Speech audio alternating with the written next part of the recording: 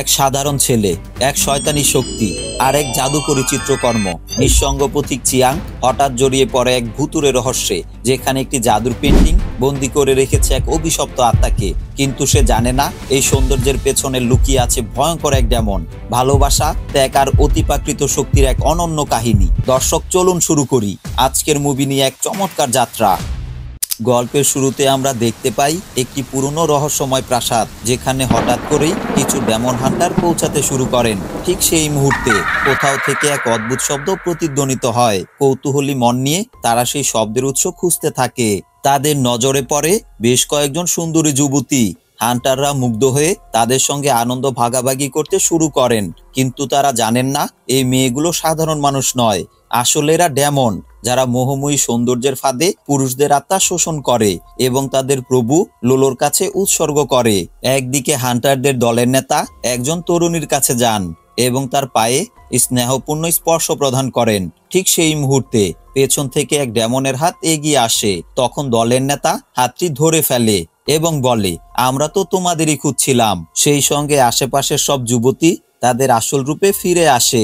মুহূর্তের মধ্যে তারা দলবদ্ধ হয়ে হান্টারদের উপর ঝাঁপিয়ে পড়েন। শুরুতেই হান্টাররা প্রবলভাবে লড়াই করছেন, কিন্তু ধীরে ধীরে তারা দুর্বল হয়ে পড়েন। ঠিক তখনই ডেমনদের নেত্রী লোলো আবির্ভূত হয়ে একে একে সব হান্টারকে নির্মমভাবে পরাজিত করেন এবং তাদের আত্মাও কেড়ে নেন। পরবর্তী দৃশ্যে আমরা চিয়াং নামে এক তরুণের দেখা পাই, যিনি সহজ সরল। তিনি জাতীয় পরীক্ষার জন্য রাজধানীর পথে যাত্রা করেছেন।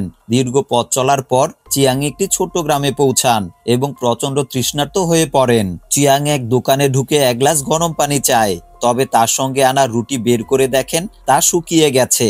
হতাশায় রুটিটা ফেলে দেন, কিন্তু রুটি গিয়ে লাগে এক অজানা ব্যক্তির গায়ে। এই ঘটনা দেখে কিছু ব্যক্তির মনে হয় এটি প্রতিপক্ষের কোনো গ্যাংয়ের কাজ। মুহূর্তের মধ্যেই দুই গ্যাং একে অপরের দিকে ক্ষিপ্ত হয়ে ঝাঁপিয়ে পড়েন। পরিস্থিতি আরো জটিল হওয়ায় চিয়াং দ্রুত সেখান থেকে পালিয়ে যান। বাইরে এসে তিনি এক গাছের নিচে বসে নিজের পূর্বপুরুষদের স্মরণ করেন। হঠাৎ গাছের ডালে ঝোলানো একটি ছবি তার দৃষ্টি আকর্ষণ করে। ছবিটি তার মন ছুঁয়ে যায় এবং সে সেটি আনতে যায়। তখনই যেন কেউ তার পেছনে উপস্থিত। পেছনে ফিরে তাকানোর সঙ্গে সঙ্গেই চিয়াং দেখতে পান এক সুন্দরী তরুণী, শাওকুয়ান নামে পরিচিত। তবে তার প্রকৃত পরিচয়, তিনি একজন ডেমন। যখন চিয়াং দ্বিতীয়বার তাকান, তখন আশেপাশে কাউকেই দেখতে পান না। ঠিক সেই মুহূর্তে দুই দানব শিকারী সেখানে এসে হাজির হন। তাদের নাম মিয়ানজি ও হুয়া। দুজনেই নিজেদের শক্তি নিয়ে ভীষণ গর্বিত এবং তর্ক শুরু করেন, কার ক্ষমতা বেশি শক্তিশালী, তরবারির ধার নাকি জাদুর শক্তি। মিয়ানজি সঙ্গে সঙ্গেই তার ধারালো তরবারি বের করে দক্ষতা প্রদর্শন করেন, আর হুয়া তার জাদুর শক্তি দেখানোর জন্য প্রতিদ্বন্দ্বিতা করেন। তবে হুয়ার কাছে এক বিশেষ ক্ষমতা ছিল, সে আকাশের কালো মেঘ ডেকে এনে বিদ্যুৎ নামাতে পারতেন। কিন্তু দুর্ভাগ্যবশত সে তার এই শক্তির পুরোপুরি নিয়ন্ত্রণ করতে পারতেন না। যতবারই বিদ্যুৎ নিক্ষেপ করতেন, তাই এতটাই দুর্বল হতো যে সামনের কোনো কিছুরই কোনো ক্ষতি হতো না। তাদের এই নিরর্থক ঝগড়ার মাঝে হঠাৎ করেই চিয়াং আটকে পড়েন। তিনি কখনো ইয়ানজির দিকে যান, কখনো হুয়ার দিকে, কিন্তু বুঝতে পারেন না কার পক্ষ নেবেন। আর ঠিক তখনই দূরে এক গাছের আড়াল থেকে শাওকুয়ান তাদের এই বোকামি দেখে মুচকি হেসে ফেলেন। মনে মনে ভাবেন, আজ বেঁচে গেলাম। এরপর চুপচাপ সেখান থেকে সরে যান। চিয়াং আবার সেই ছবিটি নিতে গাছের কাছে ফিরে যান, কিন্তু এবার তিনি দেখতে পান ছবিটি সেখানে নেই। অন্যদিকে শহরের এক নির্জন জায়গায় এক রহস্যময় ব্যক্তি কাউকে হত্যা করে গোপনে দাফন করছিলেন। ঠিক তখনই শাওকুয়ান সেখানে উপস্থিত হন। খুনি তাকে দেখে সন্দেহজনকভাবে তার দিকে এগিয়ে আসেন, কিন্তু ঠিক তখনই সেই অদ্ভুত ছবি হঠাৎ করে খুনির পেছনে ঝুলতে থাকে। লোকটি ভয় পেয়ে পেছনে তাকান, আর মুহূর্তের মধ্যেই ছবিটি তাকে এক অদ্ভুত শক্তিতে টেনে নেয়। তার দৃষ্টির সামনে সবকিছু ঘোলাটে হয়ে যায়, আর তিনি দেখতে পান শাওকুয়ান সেখানে দাঁড়িয়ে আছেন অদ্ভুত এক হাসি মুখে। এইখানেই আমরা বুঝতে পারি এই ছবিটি আসলে এক রহস্যময় জাদুমন্ত্রের বাধা, যা মানুষকে নিজের মায়ায় বন্দী করতে পারে। শাওকুয়ানের সৌন্দর্যে বিমোহিত হয়ে লোকটি ধীরে ধীরে তার কাছে এগিয়ে যান এবং আবেগে তার পায়ে হাত রাখেন। ঠিক সেই মুহূর্তে শাওকুয়ান এক জাদুমন্ত্র উচ্চারণ করেন, আর লোকটির আত্মা মুহূর্তের মধ্যে একটি ছোট্ট বোতলের ভেতরে বন্দী হয়ে যায়। এদিকে ঘটনাচক্রে চিয়াং আশ্রয়ের খোঁজে সেখানেই উপস্থিত হন। বাহিরে তখন প্রবল ঝড় বৃষ্টি, তাই তিনি আশ্রয় নেয়ার জন্য শাওকুয়ানের দরজায় গিয়ে কড়া নাড়েন। দরজা খোলার পর শাওকুয়ান চমকে ওঠেন। এই ছেলেটাকে তো তিনি কিছুক্ষণ আগেই দেখেছিলেন। চিয়ান ঘরে ঢুকে দেখেন পুরো বাড়িতে শাওকুয়ান ছাড়া আর কেউই নেই। একা একটি মেয়ের সঙ্গে থাকার ব্যাপারে তিনি দ্বিধায় পড়ে যান, কিন্তু বাহিরে দুর্যোগপূর্ণ আবহাওয়ার কারণে ফিরে যাওয়ার কোনো উপায়ও নেই। বাড়ির ভেতরে ঢুকতেই শাওকুয়ান তার সঙ্গে কৌশলে ফ্লার্ট করতে শুরু করেন, কিন্তু চিয়াং একেবারে সাদাসিধে ছেলে, এ ধরনের ইঙ্গিত তিনি বুঝতেই পারেন না। উল্টো তিনি কিছুটা অস্বস্তিতে পড়ে দ্রুত নিজের জিনিসপত্র গুছিয়ে সেখান থেকে চলে যেতে থাকেন। শাওকুয়ান চিয়াংকে বেশ কিউট মনে করেন এবং মৃদু হাসি দিয়ে তার পিছু নিতে থাকেন। চিয়াং বুঝতেই পারেন না তার প্রতিটি পদক্ষেপ শাওকুয়ানের নজরে রয়েছে।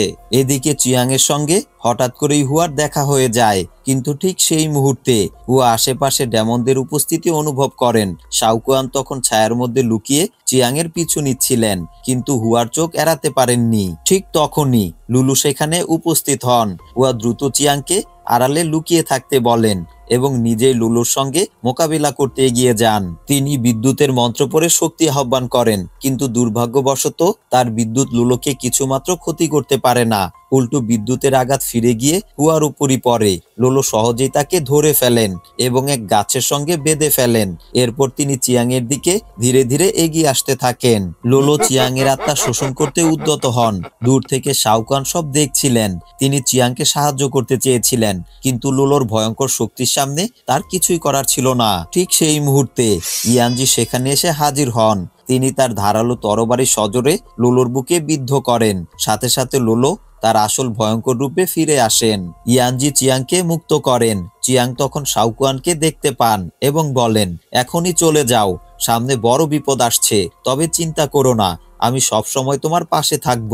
এই বলে তিনি শাওকুয়ানের সামনে দাঁড়িয়ে তাকে রক্ষা করার চেষ্টা করেন। অন্যদিকে ইয়ানজি হুয়াকে দড়ি থেকে মুক্ত করেন। এরপর দুজন মিলে লুলুর বিরুদ্ধে লড়াই শুরু করেন। কিছুক্ষণ ধরে প্রচন্ড যুদ্ধ চলতে থাকে। ঠিক তখনই বাতাসে প্রতিধ্বনিত হয় একটি গম্ভীর শীতল কণ্ঠস্বর। লুলু বিরক্ত হয়ে বলে, আমার প্রভু আমাকে ডাকছেন, তোমাদের সঙ্গে পরে দেখা হবে। এটি বলেই তিনি দ্রুত অদৃশ্য হয়ে যান। শাওকুয়ানও ধীরে ধীরে সেখান থেকে চলে যান। পরবর্তী দৃশ্যে লুলুকে দেখা যায় তার প্রভুর কাছ থেকে একটি চিঠি পেয়েছেন। চিঠিতে লেখা, ব্ল্যাক ডেমন বিয়ে করতে চান, তাই তার জন্য একটি সুন্দরী মেয়ের ব্যবস্থা করতে হবে। এই নির্দেশ পেয়ে এই দানবরা শাওকুয়ানকে ধরে নিয়ে আসে। লুলু তার উপর ক্ষিপ্ত হয়ে বলেন, তুমি কেন একজন মানুষকে রক্ষা করছো? এখনো কেন তাকে হত্যা করনি? তিনি আরো বলেন, চিয়াংকে যদি তুমি না মারো তাহলে তোমার বিয়ে ব্ল্যাক ডেমনের সঙ্গে ঠিক করে দেয়া হবে। অন্যদিকে চিয়াং রাতে আশ্রয় নেয়ার জন্য একটি পুরনো বাড়িতে ঢুকে পড়েন। সেখানেই তার সঙ্গে ইয়ানজির দেখা হয়। চিয়াং বিস্মিত হয়ে জিজ্ঞাসা করেন, এই বাড়ি এত নষ্ট অবস্থায় কেন? ইয়ানজি বলেন, বছর কয়েক আগে এখানে এক ধনী পরিবার থাকতো, কিন্তু এক রাতে সবাই রহস্যজনকভাবে খুন হয়ে যায়।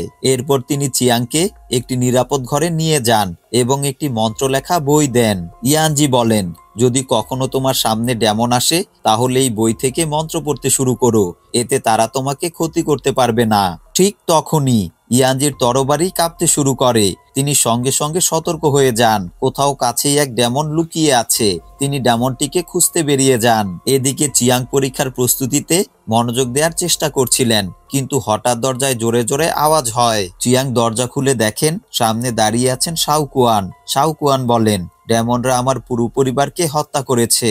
এই কথা শুনে চিয়াং আবেগপ্রবল হয়ে পড়েন, কিন্তু তখনই শাওকুয়ান আবারও তার সঙ্গে ফ্লার্ট করতে শুরু করেন। চিয়াং হতবাক হয়ে উঠে দাঁড়ান। তার মনে সন্দেহ জাগে, শাওকুয়ান কি সত্যি একজন মানুষ, নাকি তিনিও কোনো ডেমন? তিনি দ্রুত মন্ত্র লেখা বইটি নিয়ে মন্ত্র পড়তে শুরু করেন। সাথে সাথে চারপাশে জাদুময় আলো ছড়িয়ে পড়ে।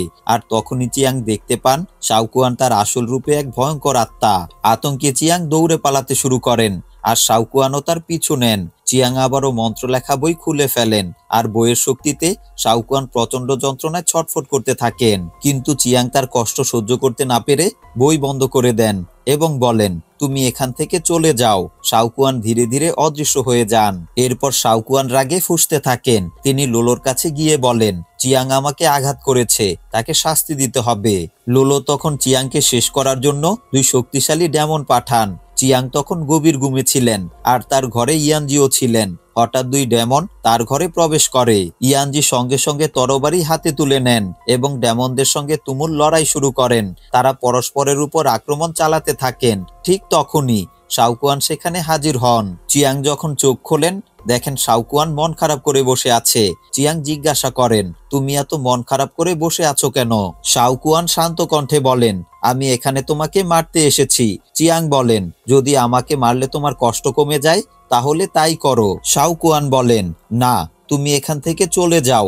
লোলো আসতে পারেন আর তিনি তোমাকে মেরে ফেলবেন। ঠিক তখনই চিয়াং ইয়ানজির চিৎকার শুনতে পান। তিনি দ্রুত তার দিকে ছুটে যান আর শাওকুয়ানও তার পেছনে পেছনে যান। ইয়ানজি যখন তাদের একসঙ্গে দেখেন তখন বিস্মিত হয়ে প্রশ্ন করেন, এই মেয়েকে?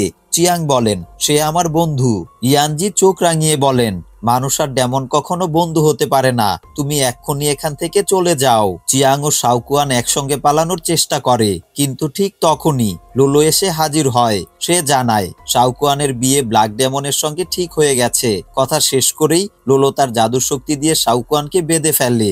চিয়াং সঙ্গে সঙ্গে তার মন্ত্রযুক্ত বই খুলে ফেলে। বইয়ের শক্তিতে লোলো দুর্বল হয়ে পড়ে, কিন্তু একই সঙ্গে চিয়াং নিজেও শক্তিহীন হয়ে মাটিতে লুটিয়ে পড়ে। শাওকুয়ান তাকে দ্রুত পালিয়ে যেতে বলে, কিন্তু চিয়াং দৃঢ় কণ্ঠে জানায়, না, আমি তোমাকে পছন্দ করি, তোমাকে ফেলে কোথাও যাব না। শাওকুয়ান কিছুক্ষণ তার দিকে তাকিয়ে থাকে, তারপর হঠাৎ করে চিয়াংকে জড়িয়ে ধরে। ঠিক তখনই লোলো ঝাঁপিয়ে পড়ে, কিন্তু ঠিক সময় মতো ইয়ানজি এসে তাদের রক্ষা করে। সে চিয়াংকে লুকিয়ে থাকতে বলে। তখন শাওকুয়ান তাকে সঙ্গে নিয়ে তার পেন্টিং এর ভেতরে আশ্রয় নেয়। এদিকে লোলো ও ইয়ানজির মধ্যে তীব্র লড়াই শুরু হয়। ইয়ানজি তার শক্তিশালী মন্ত্র দিয়ে লোলোকে ধীরে ধীরে দুর্বল করে ফেলে। শেষ পর্যন্ত এক প্রবল আঘাতে লোলোকে চিরতরে পরাজিত করে। শাওকুয়ান চিয়াংকে পেন্টিং এর ভেতরে নিয়ে যায় এবং তার অতীতের কথা জানায়। আমার বাবা একজন সরকারি কর্মকর্তা ছিলেন। একদিন কিছু ডেমন আমাদের বাড়িতে হামলা চালায়। তারা আমার পুরো পরিবারকে হত্যা করে আর আমি কোনো মতে বেঁচে যাই। কিন্তু তারপর ডেমনরা আমাকে বন্দি করে নেয় আর সেই থেকে আমি তাদের দাস হয়ে আছি। শাওকুয়ানের কথা শুনে চিয়াংয়ের মন ভারী হয়ে আসে। শাওকুয়ান দীর্ঘশ্বাস ফেলে বলে, এই পৃথিবীতে আমাদের জন্য কোনো জায়গা নেই। আমি একজন ডেমন আর তুমি একজন মানুষ। আমাদের একসঙ্গে থাকা সম্ভব নয়। তোমার আমার থেকে দূরে থাকাই ভালো। ঠিক তখনই কোথাও থেকে এক অদ্ভুত আওয়াজ ভেসে আসে। শাওকুয়ান ধীরে ধীরে চিয়াংয়ের সামনে থেকে অদৃশ্য হয়ে যেতে থাকে। চিয়াং আতঙ্কিত হয়ে তার পেছন পেছন দৌড়ায়, কিন্তু মুহূর্তের মধ্যেই সে পেন্টিং এর বাহিরে এসে পড়ে। চোখের সামনে সে দেখে ব্ল্যাক ডেমনের দাসরা শাওকুয়ানকে ধরে নিয়ে যাচ্ছে।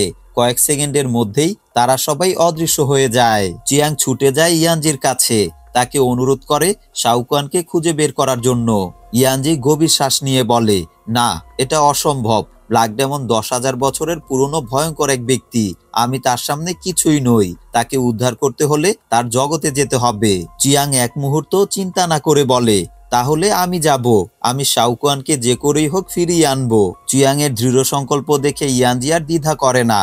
সে এক বিশেষ কাগজ দিয়ে তৈরি গোলকের ভেতরে চিয়াংকে বসিয়ে দেয় এবং তার হাতে একটি শক্তিশালী তলোয়ার তুলে দিয়ে বলে, আমি তোমাকে ব্ল্যাক ডেমনের জগতে পাঠাচ্ছি, কিন্তু মনে রেখো সূর্য ওঠার আগেই ফিরে আসতে হবে, নইলে চিরদিনের জন্য ওইখানে বন্দী হয়ে যাবে। এরপর ইয়ানজি চিয়াং এর কপালে হাত রাখে আর মুহূর্তের মধ্যেই চিয়াং ভয়ঙ্কর সেই জগতে প্রবেশ করে।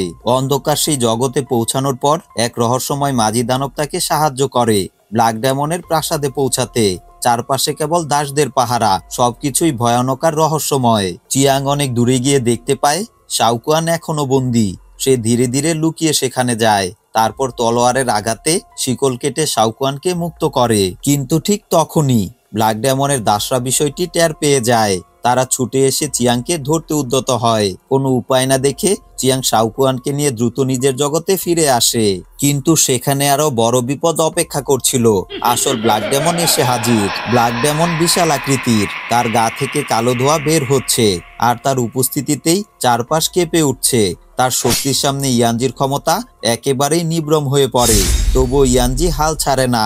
সে নিজের সর্বশক্তি দিয়ে লড়াই চালিয়ে যায়। ঠিক ঠিক তখনই হুয়া এসে হাজির হয়। ইয়ানজি ও হুয়া একসঙ্গে তাদের শক্তি ব্যবহার করে ব্ল্যাক ডেমনের বিরুদ্ধে আক্রমণ শুরু করে। হুয়া আবারও তার বজ্রের শক্তি প্রয়োগ করে। এবার বিদ্যুৎ সরাসরি ব্ল্যাক ডেমনের গায়ে আঘাত হানে, কিন্তু কোনো কাজ হয় না। ব্ল্যাক ডেমন এতটাই শক্তিশালী যে বিদ্যুতের আঘাত পর্যন্ত তাকে কাঁপাতে পারে না। ইয়ানজি ধীর কণ্ঠে বলে, একে পরাজিত করার একমাত্র উপায় হলো এর শরীরের ভেতরে প্রবেশ করে ওর হৃদয়কে ধ্বংস করা। এই কথা বলেই সে দৌড়ে যায় এবং সরাসরি ব্ল্যাক ডেমনের মুখ দিয়ে তার শরীরের ভেতরে প্রবেশ করে। ভেতর থেকে ইয়ানজি চিৎকার করে চিয়াংকে নির্দেশ দেয়, তাড়াতাড়ি মন্ত্রযুক্ত বইটা খুলে ফেলো। চিয়াং যখন বই বের করতে যায় ঠিক তখনই তার পেছনে থাকা এক বিশাল পাথর নড়ে ওঠে। হঠাৎ সেই পাথর ভয়ঙ্কর গতিতে চিয়াং এর দিকে ধেয়ে আসে। প্রচন্ড আঘাতে চিয়াং মাটিতে লুটিয়ে পড়ে। সে উঠে দাঁড়ানোর আগেই শাওকুয়ান নিজেই মন্ত্রযুক্ত বই খুলে ব্ল্যাক ডেমনের দিকে ছুঁড়ে ফেলে। বইয়ের শক্তির আঘাতে ব্ল্যাক ডেমন ক্রমশ দুর্বল হয়ে পড়ে। ঠিক সেই মুহূর্তে ইয়ানজি তার সমস্ত শক্তি দিয়ে ব্ল্যাক ডেমনের হৃদয়কে আঘাত করে, আর সঙ্গে সঙ্গে এক বিকট শব্দে ব্ল্যাক ডেমন চিরতরে ধ্বংস হয়ে যায়। তার ধ্বংসের সঙ্গে সঙ্গে চারপাশে এক বিশাল শক্তির গোলক তৈরি হয়, যা ধীরে ধীরে সমস্ত দাসদের নিজের মধ্যে টেনে নিতে থাকে। কিন্তু হঠাৎ করেই শাওকুয়ানও সেই শক্তির টানে ভেতরে যেতে শুরু করে। চিয়াং আতঙ্কিত হয়ে তার হাত ধরে ফেলে, শক্ত করে টেনে ধরে রাখতে চায়। ঠিক তখনই ইয়ানজি বলে, তাকে যেতে দাও। যদি সে এই গোলকের মধ্যে প্রবেশ করে তবে সে আবার একজন মানুষ হয়ে জন্মাবে। চিয়াং দ্বিধায় পড়ে যায়, সে কি শাওকুয়ানকে ছাড়বে? কিন্তু শাওকুয়ান শান্ত দৃষ্টিতে তার দিকে তাকায়, যেন সে নিজেও প্রস্তুত। অবশেষে চিয়াং ধীরে ধীরে তার হাত ছেড়ে দেয়, আর শাওকুয়ান গোলকের মধ্যে প্রবেশ করে। এক মুহূর্তের মধ্যে সমস্ত দানব ধ্বংস হয়ে যায়। সেই জগতে আর কোনো অশুভ শক্তির অস্তিত্ব থাকে না। চিয়াং শূন্য দৃষ্টিতে তাকিয়ে থাকে, আস্তে আস্তে ফিসফিস করে বলে, আমি জানি না আমি কখনো শাওকুয়ানকে আবার দেখতে পাবো কিনা, কিন্তু আমি সারা জীবন তার জন্য অপেক্ষা করব। তারপর সে ধীরে ধীরে চলে যায়। কয়েক বছর পর চিয়াং এখন একজন সম্মানিত অফিসার হয়ে গেছে। একদিন সে হঠাৎই এক মেয়েকে দেখতে পায়, যে দেখতে একদম শাওকুয়ানের মতো। চিয়াং বিস্মিত হয়ে তার দিকে তাকিয়ে থাকে, আর আমরা বুঝতে পারি চিয়াং তার ভালোবাসাকে ফিরে পেয়েছে। এভাবেই এই গল্পের শেষ। দর্শক, ভিডিওটি দেখার জন্য আপনাকে অসংখ্য ধন্যবাদ। আরো সুন্দর সুন্দর মুভি এক্সপ্লেনের ভিডিও পেতে আমাদের চ্যানেলটি সাবস্ক্রাইব করে রাখুন।